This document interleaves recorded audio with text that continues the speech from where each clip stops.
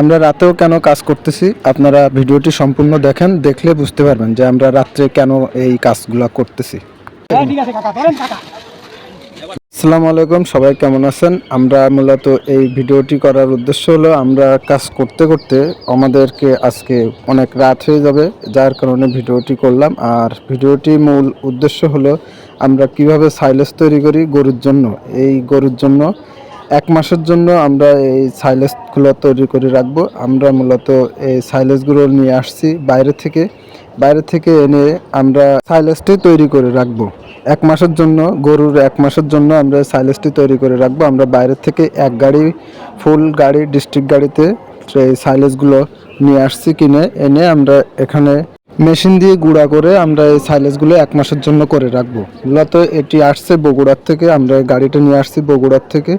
এনে বগুড়ার থেকে আনার উদ্দেশ্য হলো যখন আমরা এগুলো বাইরের থেকে দোকান থেকে কিনবো তখন অনেক খরচ হইব, যার কারণে আমরা এই সাইলেজগুলো বাইরের থেকে নিয়ে আসছি। সাইলেজগুলো করে রাখলে আমাদের গরুগুলোর জন্য 1 মাসের খাবার বেঁচে যাইব এবং খরচও কম হবে। আমাদের খামারে 5 জন লোক, 5 জনই একসাথে কাজ করতেছে। 5 জন কাজ সাইলেজটি করার উদ্দেশ্য হলো খরচ কম হবে, যার কারণে আমাদের এই সাইলেজটি করা। আর সাইলেজটি মূলত ভুট্টা গাছ দিয়েই করা। আর যখনই সাইলেজ তৈরি করবেন সবাই দেখবেন ভুট্টা থাকে যাতে বেশি, সেই ধরনের গাছগুলো আপনারা নেওয়ার চেষ্টা করবেন। এই যে দেখুন আমাদের এখানে ভুট্টা গাছে প্রচুর পরিমাণে ভুট্টা সহ আমরা এটা নিয়ে আসছি।